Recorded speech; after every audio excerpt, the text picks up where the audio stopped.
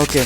So students, we are starting today fundamentals of computer, theory of fundamentals of computer, which consists of first topic is computer definition. आप computer को कैसे define करेंगे? How will you define the computer? कि computer क्या चीज़ है? So it's just a machine, electronic machine, और अगर हम ऐसा बोले कि fastest electronic machine या device which takes in data, processes over it and gives out information. मतलब डेटा अंदर लेता है, उस पर कुछ प्रोसेस करता है और इंफॉर्मेशन बाहर निकालता है. बस यही काम है कंप्यूटर का. देखो यहाँ पर दिया हुआ है, computer is an advance electronic device that takes raw data as an input from the user. किससे लेता है? यूजर से. And processes it under the control of a set of instructions called program, produces a result which is called output. ये definition है computer की. In short, computer क्या करता है? Raw data. अब ये रॉ डेटा क्या होता है मैं एक्सप्लेन करता हूं आपको. रॉ डेटा लेता है एज ए इनपुट, उसके ऊपर प्रोसेस करता है और हमको आउटपुट निकाल के देता है. आउटपुट जो है हम उसको इंफॉर्मेशन बोलते हैं. डेटा, प्रोसेसिंग, इंफॉर्मेशन, बस ये 3 स्टेप का नाम है computer. This is the definition of computer. अब ये रॉ डेटा क्या होता है, मैं एक एग्जांपल दूंगा आपको. जैसे मैंने अभी आपको बोला, एक पेन और पेपर आपके पास है, आप एक अल्फाबेट लिखते जाओ. मैं बोलता हूं पी लिखो, फिर एल लिखो, फिर ए लिखो, फिर पी लिखो, फिर ई लिखो, और अभी मुझे ये पढ़ के दिखाओ क्या हो गया. Let me right it for you.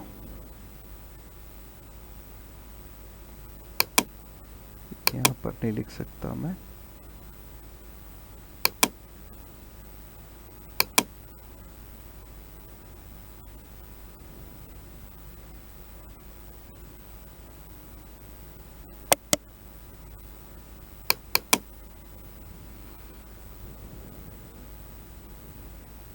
Okay देखो, मैं यहां पर अभी मैंने क्या बोला आपको, पी लिखो, एल लिखो, ए लिखो, फिर पी लिखो, फिर ई लिखो.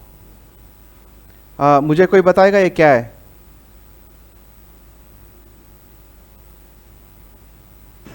लैप. लैप. लैप का मतलब क्या है?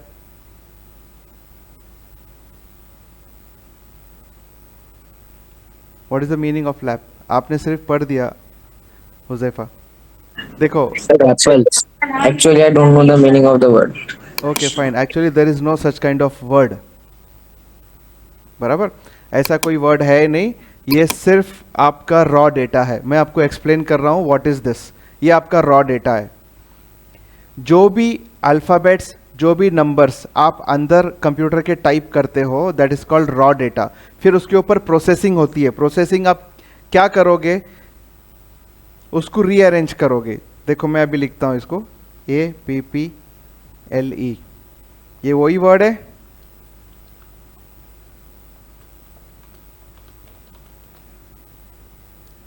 Same alphabets involve. अभी मुझे बताओ ये क्या है? एप्पल. एप्पल. सेब. तो एप्पल बोलते ही सबके दिमाग में एक इमेज आ गया. रेड कलर का गोल गोल, वो मीठा मीठा, वो डंडी रहती है, ऊपर एक पत्थर था, मतलब वो एप्पल आपके दिमाग में आ गया. लेकिन जब आपने ये देखा तो क्या एप्पल आपके दिमाग में आया था?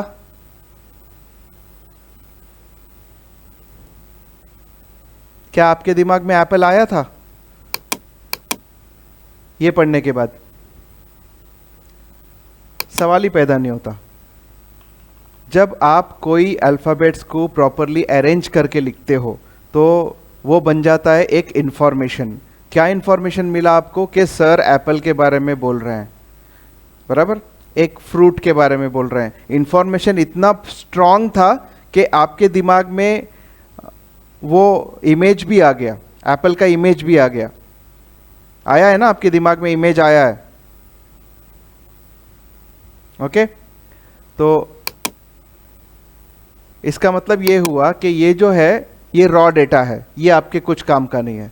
लेकिन जब इसको अरेंज किया गया प्रॉपर ऐसे क्रम में, ऐसे सीक्वेंस में कि वो एक वर्ड फॉर्म हो जाए, एक इंफॉर्मेशन दे आपको, that is called information.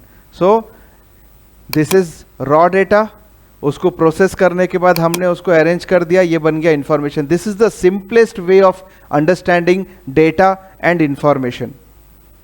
Simplest way of understanding data and information. मैंने आपको बताया कि आपको जब मैंने PLA PE बताया तो आप सब कंफ्यूज थे, ये सर क्या लिख दिया करके। यहाँ तक कि हुज़ैफा ने मुझे बोला कि ये लेप है, P साइलेंट करके बोला, लेकिन उसका मुझे मीनिंग नहीं मालूम है। मीनिंग इसलिए नहीं मालूम है क्योंकि because this type of word do not exist. तो जब उसको मैंने वापस से रीअरेंज किया, रीअरेंज करने का मतलब है उसके ऊपर अल्फ़ाबेट्स के ऊपर प्रोसेसिंग करना।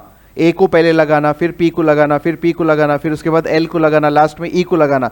सो मैंने ऐसे प्रोसेसिंग किया वो अल्फ़ाबेट्स के ऊपर कि वो एक इंफॉर्मेशन बन गया, अपने आप में एक इंफॉर्मेशन बन गया। और जैसे आपने उसको देखा, आपने पढ़ा, आपको लगा कि हाँ ये एप्पल है, तो आपके दिमाग में वो फोटो भी छप गई एप्पल की, इमीडिएट।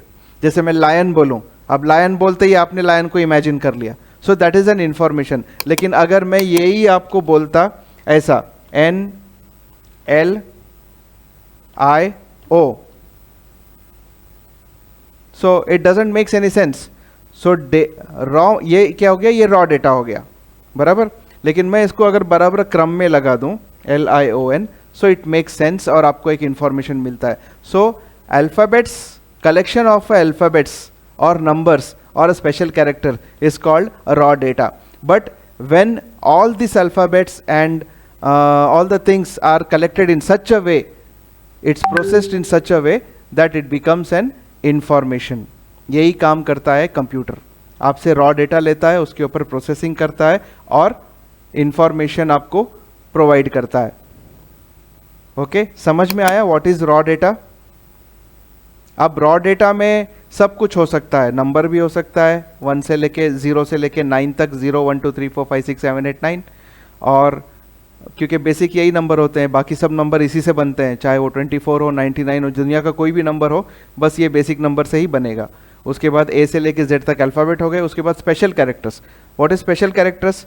जो हम exclamation mark, @ hashtag, dollar, percentage, exponentiation and asterisk, open bracket, ये सारे क्या है, क्लोज ब्रैकेट, ये सारे क्या है, ये स्पेशल कैरेक्टर्स हैं।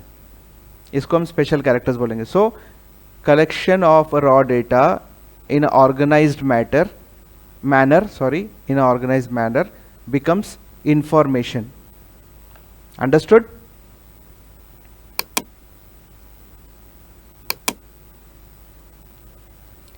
जब मैं पूछता हूँ अंडरस्टूड तो कम से कम हाथ उठा दिया करो या ओके यस सर करके बोल दिया करो, तो मुझे कैसे पता चलेगा कि आप लोग मेरी आवाज को सुन रहे हो या नहीं। या यस सर। यस। तो हम आते हैं हमारे वापस से डेफिनेशन में। देखो तो कंप्यूटर क्या है? Computer is an advanced electronic device that takes raw data. Raw data अंदर लेता है, उसके ऊपर प्रोसेसिंग करता है और इंस्ट्रक्शन बाहर निकालता है। कहाँ से निकालता है? चाहे मॉनिटर हो, चाहे प्रिंटर हो, वॉट एवर आउटपुट डिवाइसेस, वहाँ से इंफॉर्मेशन बाहर निकलती है। मैं एक छोटा सा एग्जांपल आपको और देता हूँ। वो इस बात पे है कि जो रॉ डेटा होता है ये अपने कुछ काम का नहीं होता है। जैसे मैंने आपको अभी थोड़ी देर पहले बताया, एप्पल की स्पेलिंग अल्फ़ाबेट्स मैंने इधर उधर करके दे दिया आपको, तो ये जो रॉ अल्फ़ाबेट्स है ये अपने कुछ काम का नहीं है। रॉ डेटा जो है अपने कुछ काम का नहीं है, लेकिन जब इसके ऊपर प्रोसेसिंग हो जाती है तो ये एक इंफॉर्मेशन बन जाता है, बराबर। तो information is useful to the user, whereas raw data is not useful to the user, but raw data is very important to make the information लाने के लिए हमको raw data का भी बहुत ज़रूरत पड़ता है ना। बिना raw data के हम information बना ही नहीं सकते, whereas processing should be proper on that raw data. तो raw data is not too important, but it is necessary to make the information. Okay, तो हम आगे बढ़ते हैं। फंक्शनैलिटीज़ ऑफ अ कंप्यूटर के ऊपर। कंप्यूटर काम क्या करता है, फंक्शंस क्या है उसके। देखो, takes data as input, stores the data instruction in memory and uses them as required. उसके मेमोरी में स्टोर करते हैं ना हम काफ़ी सारा चीज़। मेमोरी का भी एक अलग से चैप्टर है हमारे पास, हमारे सिलेबस में, वो हम बाद में देखेंगे। उसके बाद process the data and converts it into useful information, data को इंफॉर्मेशन में कन्वर्ट कर देता है। फिर generates the output, output generate करता है। जैसे मैंने कोई कैलकुलेशन दिया, 3+2 बताया, तो 7 का आंसर वो जनरेट करेगा। Controls all the above 4 steps, जितने भी ऊपर के 4 स्टेप बताए इन सबको कंट्रोल करता है। तो ये सारे फंक्शनैलिटीज़ है कंप्यूटर के।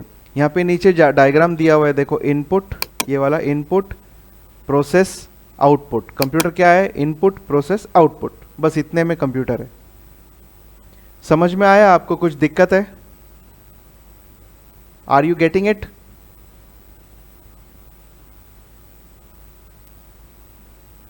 ओके, मैं आपको कंप्यूटर का एक और एग्जांपल, मतलब डेटा और इन्फॉर्मेशन का एक और एग्जांपल देना चाहूँगा। जैसे आपके सभी के घर में वेजिटेबल पकाते हैं, भाजी पकाते हैं। ओके, भाजी पकती है, भाजी के लिए रॉ मटेरियल क्या लगता है, रॉ डेटा, जिसको हम अगर बोला जाए तो हमारे टर्म्स में रॉ डेटा, नॉर्मल टर्म्स में रॉ मटेरियल। जैसे कच्ची भाजी, मिर्ची, नमक, तेल और कुछ अगर मसाला लगता है उसमें तो वो लगेगा। ये सब मिला के हम खा सकते हैं क्या? कच्ची भाजी कोई खाएगा? नमक मिर्ची कच्चा कोई खाएगा? नहीं। मतलब रॉ डेटा, ये रॉ जो भाजी है ये हमारे कुछ काम की नहीं, हम इसको नहीं खाते हैं। लेकिन जब इसको फूड प्रोसेसर पे डाला जाता है, फॉर एग्जांपल हमारा तवा जिसको हम गर्म करते हैं, हीट करते हैं गैस के स्टोव पे, तो ये जो तवा है हमारा, ये एक फूड प्रोसेसर है, ये फूड प्रोसेस करता है। तो ये सारी चीज़ हम उसमें डाल के थोड़ी देर के लिए बंद करके रखेंगे, वो हीट से पकेगा, फिर उसको वो चमचा, बड़ा चमचा डाल के उसको अच्छे से शेक करेंगे, उसको मिक्स करेंगे, और जब ऐसा लगेगा कि हाँ पक चुका है, अब खाने के लायक है, फिर हम उसको परोसेंगे प्लेट में, थाली में खाने के लिए। जो बाहर निकल रहा है वो इन्फॉर्मेशन है। मतलब ये पूरी की पूरी एक, जैसे जिसको हम नाम देते हैं मेथी की भाजी, पालक की भाजी, आलू की सब्जी, ये कब, जब ये सारी चीज़ों का इंग्रेडिएंट्स मिल के फूड प्रोसेसर में प्रोसेस होके बाहर निकलता है। चीज़ वही जाती है अंदर और वही बाहर निकलती है, लेकिन उसको यूज़ करने के लायक बना देता है कंप्यूटर, या यूज़ करने के, खाने के लायक बना देता है फूड प्रोसेसर। समझ में आया?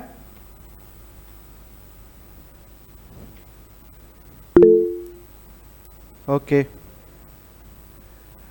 देन हमने देखा फंक्शनलिटीज ऑफ अ कंप्यूटर। अगला टॉपिक है हमारा एडवांटेज ऑफ कंप्यूटर्स। कंप्यूटर्स के एडवांटेजेस क्या है, मतलब उसके फ़ायदे। एक तो सबसे पहला फ़ायदा है हाई स्पीड, बहुत स्पीड में काम करता है वो। कुछ भी तुम सपोज़ काम दो उसको कॉपी करने का, बड़ा बड़ा 1 TB 2 TB 1 GB 2 GB का डेटा बहुत स्पीड में कॉपी कर लेगा। जितने देर में हम एक पेपर, एक पेज में हम लिखते हैं, उतने देर में तो वो 1000 पेज कॉपी कर लेगा, 1000-2000 पेजेस कॉपी कर लेगा कंप्यूटर के हार्ड ड्राइव में। ओके, दूसरा है एक्यूरेसी। कंप्यूटर बहुत एक्यूरेट होता है, एक्यूरेट होता है, 100% एक्यूरेसी, क्योंकि उसको बनाया गया है एक्यूरेसी के ही लिए।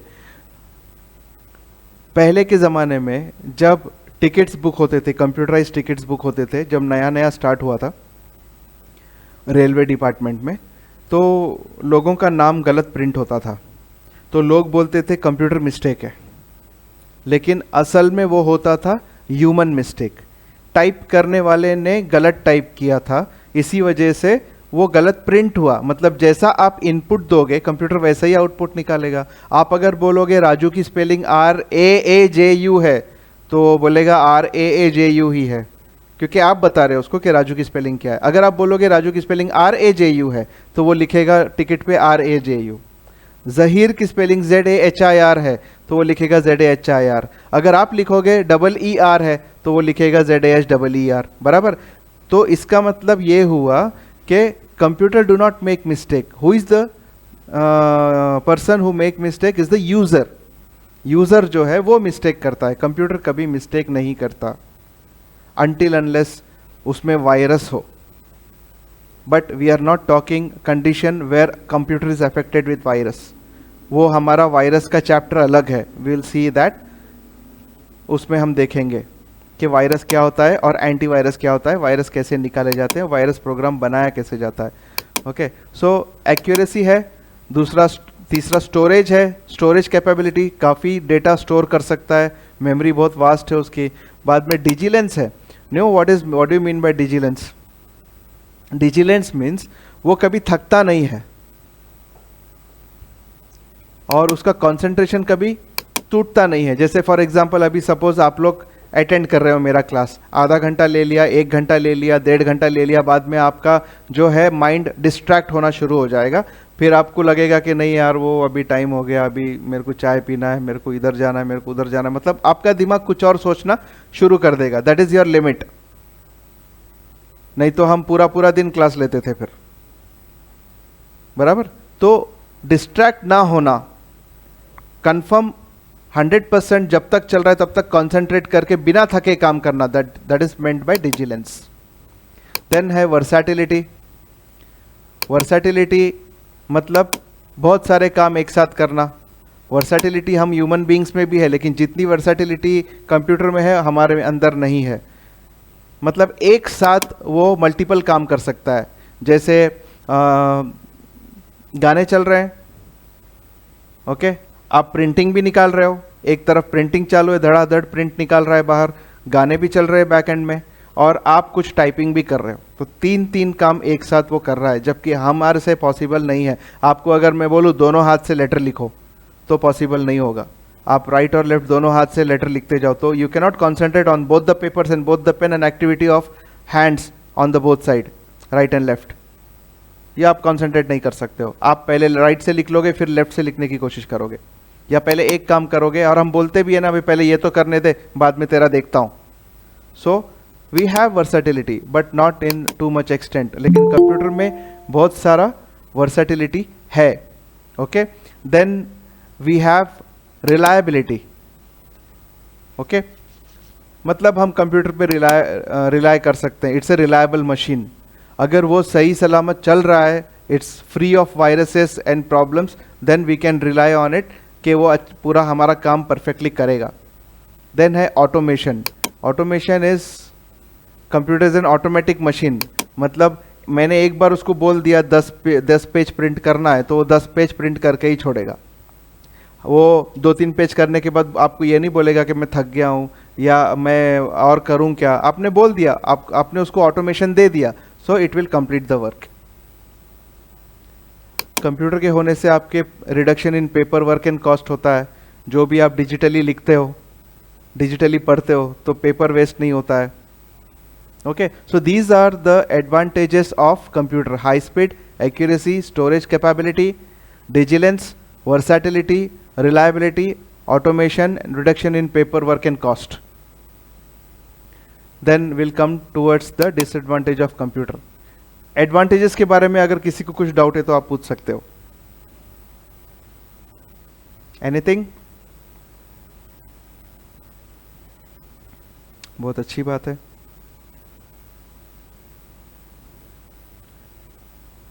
Disadvantages of computers. No IQ. कोई बताएगा मेरे को IQ का मतलब क्या है? एटलीस्ट IQ का फुल फॉर्म बता दो.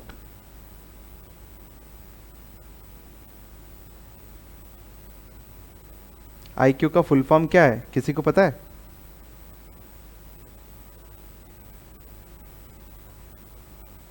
IQ का फुल फॉर्म है इंटेलिजेंट कोशेंट. क्वेश्चन नहीं, it's not question answer question, quotient, intelligent quotient. ये कुछ मतलब वो इंटेलिजेंट दिमाग जो होता है ना, वो मतलब अपने आप सोचता है, उसको एज्यूम करता है और चीज़ें इमेजिन करता है, उसके ऊपर उसके पर्सपेक्टिव्स बनाता है. तो वो इंसान के अंदर ज़्यादा सोचने समझने की शक्ति और क्षमता है, उसको बोलते हैं इंटेलिजेंट कोशेंट. तो ये कंप्यूटर में नहीं होता है.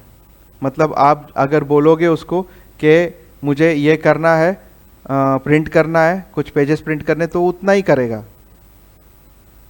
इट्स लाइक अ डोंकी, वो उतना ही करेगा, वो उससे ज़्यादा कुछ करने वाला नहीं है. वो आपको ये नहीं बोलेगा अरे आज मौसम बहुत अच्छा है, चलो ये नहीं कुछ और करते हैं। Then second is dependency. Dependency, it depends upon humans, अपने आप काम नहीं करता है। कंप्यूटर सिस्टम पूरा होने के लिए 3 चीज़ों की ज़रूरत पड़ती है, एक हार्डवेयर, एक सॉफ्टवेयर, और तीसरा है human beings, that is user. बिना यूज़र के, बिना कीबोर्ड के बटन दबाए, बिना माउस ऑपरेट करे कंप्यूटर नहीं चलता। So it is dependent upon humans. Environment, environment के ऊपर भी डिपेंड करता है। अगर ज़्यादा हीट है, ज़्यादा मतलब मॉइस्चर है एयर में, तो computer will not work properly, उसमें शॉर्ट सर्किट हो सकता है, उसके चिप्स जल सकते हैं। So it depends upon environment. Dust से बचाना है उसको, मॉइस्चर से बचाना है, पानी से बचाना है, हीट से बचाना है। So it depends upon environment. और उसके बाद है नो फीलिंग्स। कंप्यूटर को फीलिंग्स नहीं होती है। अगर आप कंप्यूटर के सामने बैठ के रोओगे तो आपको पूछने वाला नहीं है कि क्या हो गया, क्यों रो रहे हो, मैं कुछ हेल्प करूँ क्या, मत रो, सब अच्छा हो जाएगा। समझे? सो ये है कंप्यूटर के डिसएडवांटेजेस। अभी उसके सेक्टर्स हैं, मतलब कहाँ पर कंप्यूटर्स यूज़ होता है। पहले तो बिजनेसेस में यूज़ होता है, बिलिंग्स के लिए यहाँ पर दिया है देखो, payroll calculation, budgeting, sales analysis, financial forecasting, managing employee database, maintenance of stock, ये सारे बिजनेस यूज़ के लिए कंप्यूटर यूज़ होता है, बिजनेस वर्क के लिए कंप्यूटर यूज़ होता है। उसके बाद बैंकिंग में होता है, बैंकिंग के जो हमारे एटीएम मशीन्स में के अंदर भी एटीएम मशीन के अंदर भी एक कंप्यूटर होता है एक्चुअली, जो आपको दिखता है सामने टच स्क्रीन में, सॉफ्टवेयर ऑपरेटेड होता है, लेकिन बैक एंड में एक ऑपरेटिंग सिस्टम होता है विंडोज़ का, और उसी के थ्रू सब चलता है, कंप्यूटर के थ्रू ही सब चलता है। देन इंश्योरेंस के सेक्टर में इशू होता है, पॉलिसीज़ के बारे में, मैच्योरिटी, उसकी मैच्योरिटी, उसका इंटरेस्ट ड्यू, सर्वाइवल बेनिफिट, ये सब जानना पड़ता है। उसमें एंट्री होती है कंप्यूटर में, और वो पूरा रिकॉर्ड मेंटेन करता है। जिसका पॉलिसी ख़त्म हो गया उसको ऑटोमेटिक मैसेजेस भेजना, या मैच्योरिटी डेट अगर हो गया तो उसको मैसेज भेजना, उसका मैच्योरिटी डेटा रेडी करना, ये सब काम कर सकते हैं कंप्यूटर में। फिर एजुकेशन सेक्टर में है, टीचिंग के लिए, मार्केटिंग में है, एडवर्टाइजमेंट के लिए। आजकल तो सोशल एडवर्टाइजमेंट बहुत है, होम शॉपिंग चल रहा है, अमेज़ॉन है, आपका फ्लिपकार्ट है, कंप्यूटर में बैठे बैठे आप वेबसाइट खोल सकते हो, होम शॉपिंग कर सकते हो। देन हेल्थ केयर है, डायग्नोस्टिक सिस्टम्स में कंप्यूटर को यूज़ किया जाता है। ह्यूमन बॉडी के अंदर कैमरा इंसर्ट करना, कंप्यूटर में देखना, या जो भी है, रेडियोग्राफी के लिए कंप्यूटर यूज़ होता है, पेशेंट को मॉनिटर करने के लिए कंप्यूटर यूज़ होता है, फार्मेसी बिलिंग के लिए यूज़ होता है, सर्जरी के लिए यूज़ होता है। देन इंजीनियरिंग के डिज़ाइंस के लिए यूज़ होता है, नए नए स्ट्रक्चर्स, नए नए आइडियाज़, नए नए मॉडल्स 3D में डिज़ाइन किया जाता है। फिर मिलिट्री के लिए यूज़ होता है, मिसाइल कंट्रोल करने के लिए, मिसाइल्स मिलिट्री कम्युनिकेशन के लिए, मिलिट्री ऑपरेशंस एंड प्लानिंग के लिए। देन कम्युनिकेशन के लिए यूज़ होता है हमारा email, chatting, Usenet, FTP, Telnet, okay, email है, व्हाट्सअप है, this all use for communication. Then government use करती है बजट्स के लिए, सेल टैक्स डिपार्टमेंट यूज़ करता है, इनकम टैक्स डिपार्टमेंट यूज़ करता है। These are all the uses of computers. ये सेक्टर्स है जहाँ पे सब जगह, यानी ऑलमोस्ट सभी जगह कंप्यूटर्स का यूज़ है। तो ये था हमारा second chapter fundamentals of computer के बारे में, ओके। ये नोट्स भी आपको मिल जाएंगे। होप कल का नोट आपने संभाल के रखा है। Make a folder in your computer, और आपके इसमें फ़ोन में एक फ़ोल्डर बना के सारे नोट्स संभाल के रखो। कोई डाउट्स है, किसी को कुछ पूछना है? मेरा टीचिंग का स्पीड बराबर है? Yes sir. ओके। और जो कुछ भी बताया मैंने आपको, वो आपको समझा है? Yes sir.